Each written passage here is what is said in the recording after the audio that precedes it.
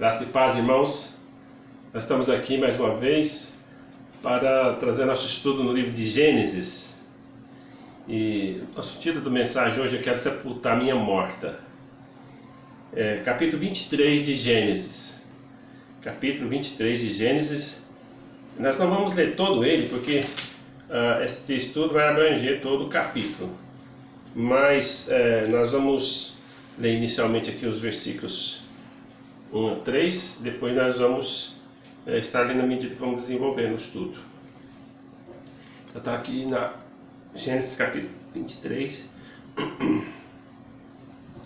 de 1 a 3. Tendo Sara vivido 127 anos, morreu em Kiriat Arba, que é Hebrão, na terra de Canaã. Veio Abraão lamentar Sara e chorar por ela. Levantou-se depois Abraão da presença de sua morta e falou aos filhos de Et. Muito bem, irmãos. Nós temos aqui a história da morte de Sara e do sepultamento. Na verdade, a maior parte da história vai falar sobre os andamentos para o sepultamento de Sara.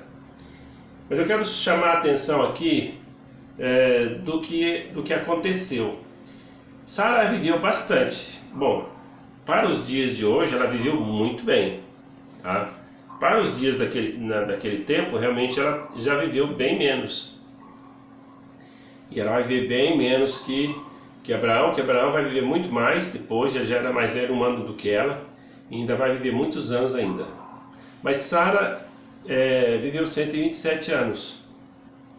Então quem era Sara? Mulher de Abraão. Sara era irmã de Abraão, meia-irmã de Abraão. Sara era a mulher que teve um filho da sua velhice, então era mãe. Mas depois que passou os 127 anos, morreu. Aí Sara é chamada por Abraão apenas de minha morta. Na verdade, irmãos, a vida de uma pessoa, a pessoa ela existe até quando a alma e o espírito está nela. Porque depois de vir embora a alma e o espírito, nós somos apenas cadáver, somos apenas morto ou morta. Então nós vamos ver aqui hoje o que aconteceu depois que Sara está morta, depois que Sara foi morta. Em primeiro lugar, essa é a reação praticamente de todos quando se dá início ou quando a pessoa morre recentemente. O que acontece?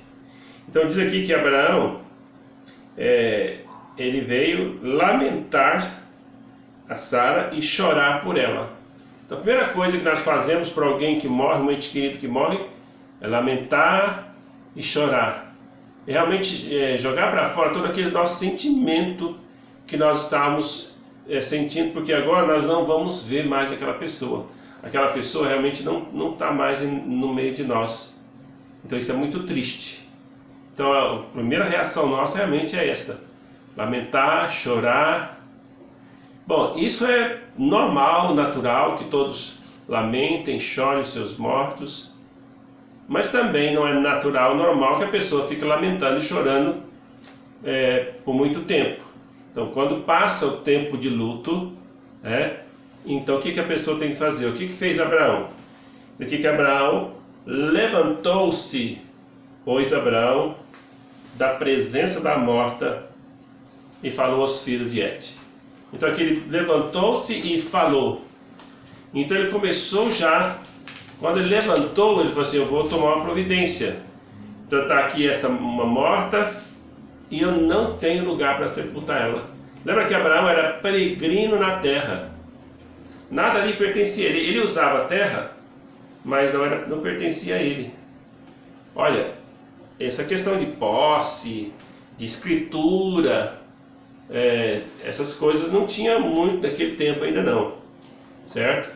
A pessoa ia lá, tomava posse, ou usava a terra. Se viesse outro, podia também usar a mesma terra, desde que desse a terra para sustentar aquela família. Então, se a família tinha muito gado, então talvez não dava, a terra não dava para as duas pessoas. Lembra da história de Ló com Abraão? A história mesmo aqui, olha. Aquela terra era muito pequena para os dois, por causa do gado. Eles tinham o gado não dava para sustentar todo mundo, não dava para tirar da terra tudo. Então, Ló foi para um lado, Abraão foi para outro. Então, aqui no caso, Abraão, nesse momento, morava junto com os filhos de Et. Lembra que os filhos de Et, tá? Então ele morou ali muito tempo com os heteus, com os fariseus, certo? Então, aqui no caso, Abraão estava ali e não tinha assim, ele falou assim, olha, eu vou sepultar aqui, esse lugar é meu, particularmente meu. Não tinha.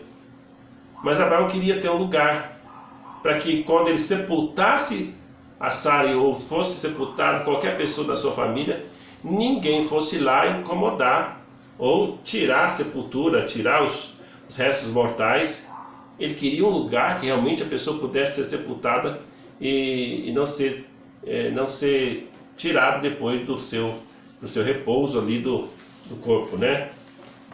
Estou falando assim do corpo, não da a alma da pessoa quando morre não está mais ali. Bom, então foi isso que aconteceu. Então ele levantou e começou a negociar. Então o que Abraão queria? Ele começa dizendo que ele era estrangeiro, morador entre eles. E então ele pediu, dai-me posse. Então ele queria uma posse, falou assim, olha, registrado, dai-me posse de sepultura convosco, para que eu sepulte a minha morta. Então agora ele não chama ela de minha esposa.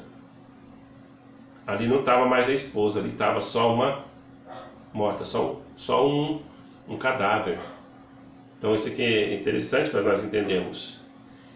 Então o que aconteceu? Quando desenrolar da história aqui, os irmãos devem estar lembrados que Et respeitava bem Abraão. Então ele disse, olha, tudo bem, você pode sepultar qualquer lugar aí, nós não vamos incomodar não. Eu falei assim, não, eu quero um lugar específico, eu quero a caverna de Macpela com seus arredores, e eu quero sepultar minha morta ali.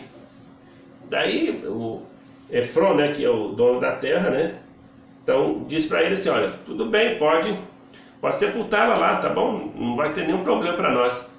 Mas Abraão falou assim, não, mas eu não quero de graça, eu quero comprar, eu quero pagar pelo preço. Então eu vou versículo 13 em diante, eu vou ler aqui para nós vermos essa negociação. E falou Efron na presença do povo da terra, dizendo, mas se concordas, ouve-me, peço-te, darei o preço do campo, toma-o de mim e sepultarei ali minha morta. Respondeu Efron, meu senhor, ouve-me um terreno que vale 400 ciclos de prata, que é isso entre mim e ti? Sepulta ali a tua morta. Então ele dá um preço. Então o preço 400 ciclos de prata. A moeda era prata. Então você vai me pagar 400 ciclos de prata. Então não vamos ficar discutindo por causa de 400 ciclos de prata. Então Abraão, ouvindo o preço, ele pesou, então quer dizer que ele separou a prata, pesou os 400 ciclos, certo? E deu para ele. Então aqui veja, tendo Abraão ouvido, Efron pesou-lhe a prata, de que lhe falara diante dos filhos de Et, 400 ciclos de prata, moeda corrente entre eles, entre os mercadores. E assim o campo de Efron, que estava em Macpela, fronteira a Manre, o campo, a caverna e todo o arvoredo que nele havia, e todo o limite ao redor, se confirmaram de posse a Abraão na presença dos filhos de Et, de todos os que se encontravam pela porta da cidade. Então aqui nós temos confirmada a compra. Então aqui agora, não é que ele estava usando a terra tal, e alguém poderia tomar, não, agora ele tinha posse daquele pedaço de terra. Só que ele comprou aquele pedaço de terra para ser um cemitério.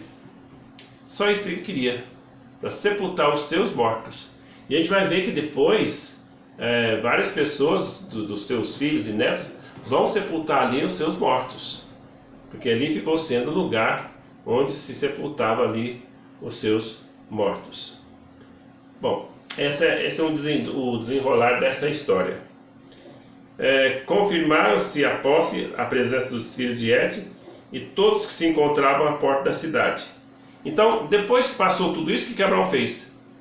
Pegou Sara, sepultou Abraão a Sara, agora aqui, sua mulher, na caverna do campo de Macpela, fronteiro, que é Hebron, na terra de Canaã. E assim, pelos filhos de Et, se confirmou a Abraão o direito do campo e da caverna que nele estava em posse de sepultura. Então agora aqui, ele comprou aquele campo, agora passou a ser dele. Então ninguém mais tinha o direito de chegar lá e sepultar alguém ali, a menos que tivesse a autorização de Abraão, porque agora ele tinha pago por aquele terreno. Nós gostaríamos de fazer uma aplicação dessa história para todos nós aqui. E para isso eu gostaria de que nós lêssemos um versículo da palavra de Deus em Romanos 7:24. Romanos 7:24. Faz assim, ó, a palavra de Deus está escrita aqui, ó. Miserável homem que sou, quem me livrará do corpo desta morte?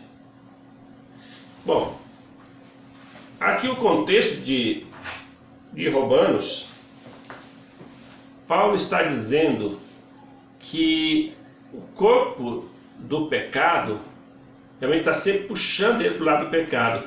Por um lado, ele cria no Senhor Jesus, tinha vontade de fazer a vontade, tinha vontade de obedecer a Deus. Então, por outro lado, tinha aquela natureza pecaminosa, puxava ele para fazer as coisas erradas.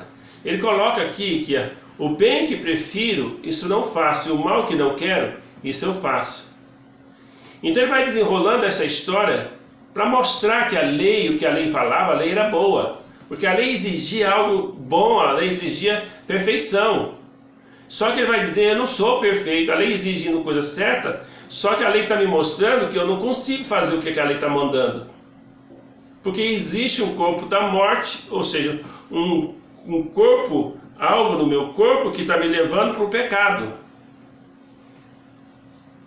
Conta-se uma história de que Paulo tirou isso aqui de uma figura que acontecia nos tempos dele ali, que dependendo do assassino, o que eles faziam?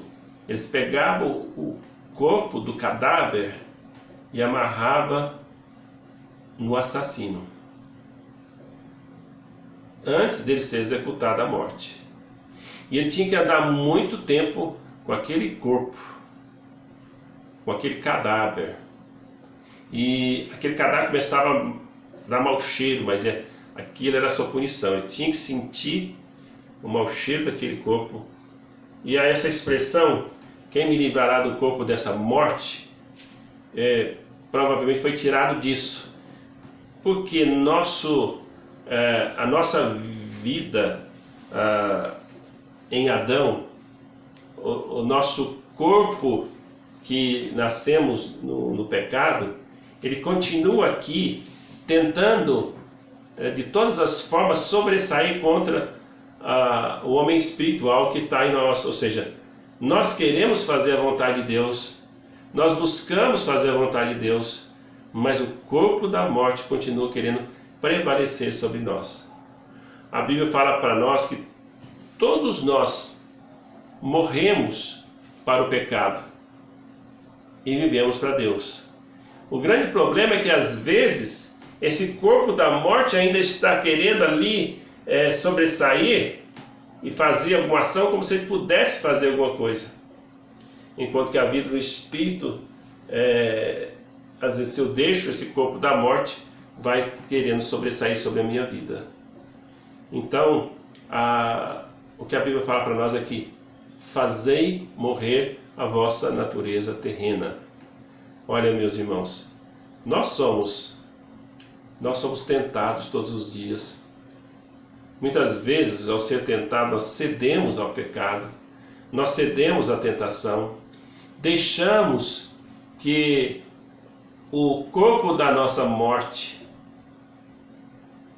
sobressaia. Lembra que o corpo não era mais Sara que estava lá, não era mais uma mulher que estava ali, era uma morta. Agora, irmãos, não sou eu mais que vive, é o morto. E esse morto está querendo tomar conta da minha vida. Eu vou fazer isso? Eu vou deixar o morto tomar conta da minha vida? Entende? É muito clara a palavra de Deus quando fala aqui, olha, voltando um pouquinho mais, né? Verso 6, Romanos 6, verso 6. Sabendo isso, foi crucificado com ele o nosso velho homem, para que o corpo do pecado seja destruído, e não sirvamos o pecado como escravos. Então, uma pessoa morta, um morto, na verdade o seu corpo tem que ser sepultado para os vermes comer. Tem que ser destruído. E aqui está dizendo que foi sepultado com ele o meu velho homem. Quando Cristo morreu, eu morri com Cristo. Meu velho homem está morto, para que o corpo do pecado, esse corpo que almeja o pecado, que gosta do pecado, seja destruído, seja sepultado, para que realmente nós possamos fazer a vontade de Deus. Olha o que fala o verso 11. Diz assim, ó, assim, considerai-vos mortos para o pecado, mas vivos para Deus em Cristo Jesus. Irmãos, graças a Deus que o Evangelho não é só a morte de Cristo, é a ressurreição. Porque senão nós teríamos morrido com Cristo, morto com Cristo, mas sem poder para fazer as coisas da vida. Porque uma pessoa morta já era morto espiritualmente. Não tinha interesse para as coisas espirituais. Porque a Bíblia fala assim, ó, todos nós éramos mortos nos delitos e pecados. Então nós estávamos mortos nos delitos e pecados, não tínhamos ação espiritual. De acordo com Efésios, lá nós andávamos segundo o curso deste mundo, segundo o princípio da potestade do ar, fazendo a vontade da carne e dos pensamentos. É assim o agir de um morto espiritualmente. E assim era o meu agir, estava morto espiritualmente. Mas a Bíblia fala que Cristo morreu no meu lugar. Cristo morreu, quer dizer, Cristo pagou o preço.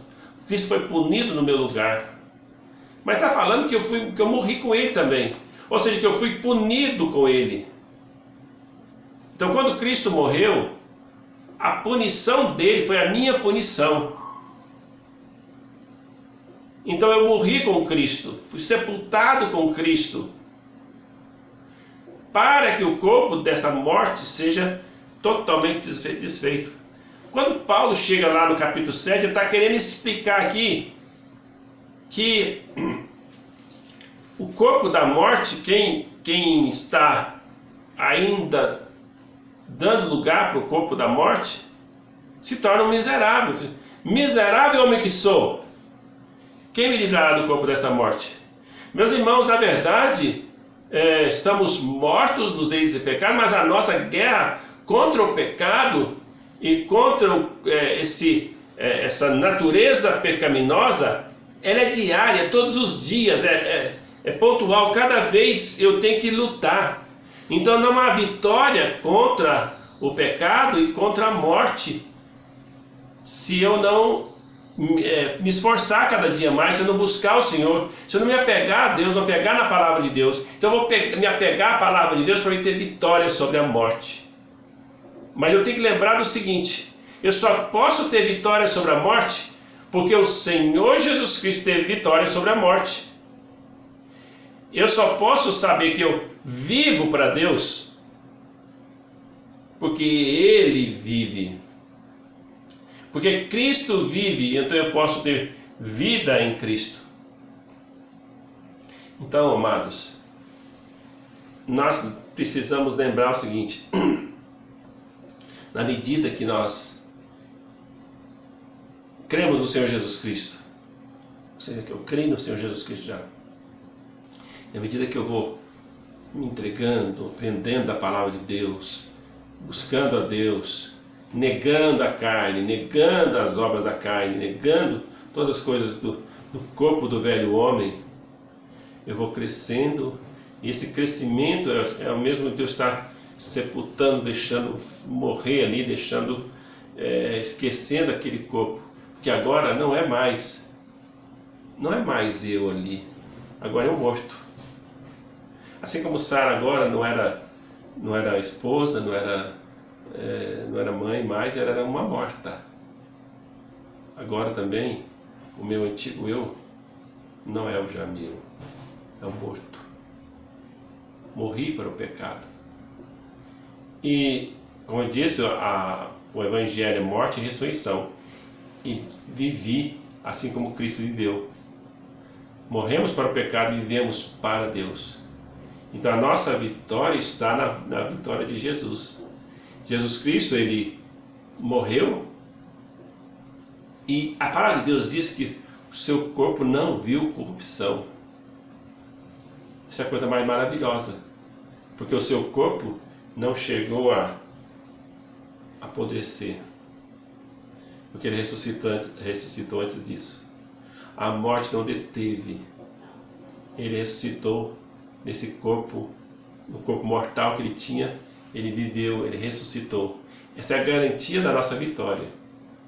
Não só da nossa vitória contra o pecado e a velha natureza, mas também contra a própria morte. Essa morte que eu estou destinado a ir, essa morte que todos nós estamos destinados, né? Todos nós vamos passar por a morte um dia, se Cristo não voltar antes. Nós temos a promessa da vida após a morte, ou seja, não somente a vida no espírito, mas a vida no corpo, com a ressurreição dos nossos corpos. 1 Coríntios capítulo 15 vai expressar isso claramente. Se Cristo ressuscitou, então nós também vamos ressuscitar, porque Ele foi vitorioso, nós morremos com Ele e ressuscitamos com Ele para a vida. Então, meus irmãos, o que nós temos que fazer? Cada dia mais morrer para o pecado, viver para Deus. É isso. Eu já estou morto. Morre cada dia mais, morre para o pecado. Então o que você tem que fazer? Sepulta esse corpo do pecado. Use o seu corpo como instrumento da justiça. É o que fala aqui em Efésios capítulo 2.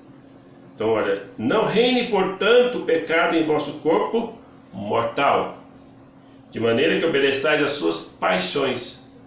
Se o corpo é mortal, já está morto, eu não tenho que obedecer a ele. Nem oferecer cada um dos membros do seu corpo ao pecado, como instrumento de iniquidade, mas oferecei-vos a Deus como ressurreto dentre os mortos, os vossos membros a Deus como instrumento de justiça. É isso que eu tenho que estar fazendo, irmãos. Porque o pecado ele não terá domínio sobre nós, porque nós não estamos debaixo da lei, nós estamos debaixo da graça, e pela graça nós fomos salvos. Lembra disso? O capítulo 7 vai falar sobre esse assunto. Nós não estamos debaixo da lei, e sim da graça. A lei exige que eu faça o que tem que ser feito. Que ela exige, está certo, está correto. Mas o corpo da minha morte, na carne, na natureza pecaminosa, eu não consigo obedecer. Eu preciso do poder do Espírito Santo. Então, para qualquer pessoa, qualquer crente, conseguir obedecer ao Senhor, precisa estar dirigido pelo Espírito Santo, precisa estar controlado por Ele, precisa estar realmente firme e fiel a buscar o Senhor de todo o seu coração, para ter vitória sobre a morte, certo? Enquanto isso, o seu velho homem, deixa para lá, deixa ele morrer, deixa ele acabar. Você vai viver num novo homem, criado segundo Deus em Cristo Jesus. Que Deus abençoe. dê uma boa noite para vocês, dê a graça de vocês estarem vivendo para o Senhor e desprezando o velho homem e vivendo segundo o novo homem. Amém?